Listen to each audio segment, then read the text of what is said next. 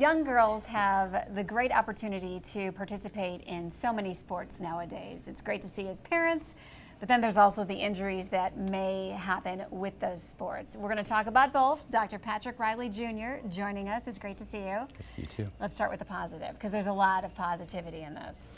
Yeah, sports are great for girls. We know from research that girls that play sports have better academics, better self-esteem, and better fitness.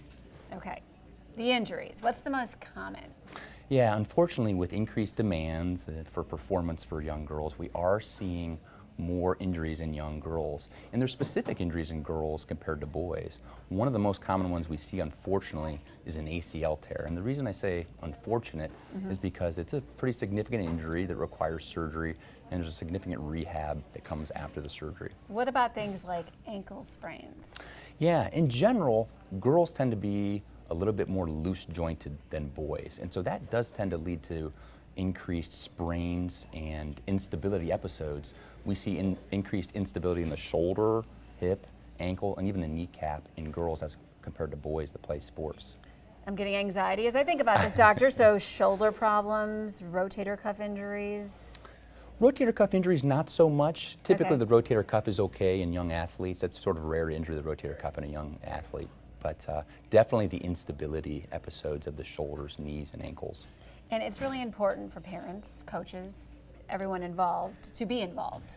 Absolutely. Parents, coaches, trainers should be actively involved with the female athlete to make sure we're doing everything we can to optimize their treatment, optimize their nutrition. We do know that there is a condition called the female athlete triad. What is that? The female athlete triad is a condition where there's three things that are involved, and it's decreased nutrition or inadequate calories, decreased bone density, and then irregular menstrual periods. And with those three things, the female athlete triad, they're more likely to have injuries, in particular stress fractures. And so it's important for us to recognize those conditions. And we always want to protect our kids. So what could we do to, hopefully prevent injury from happening? Is there anything you'd recommend? Yeah, it's very important to recognize if there is some sort of irregular menstrual cycle going on or inadequate calories being consumed. These have to be monitored.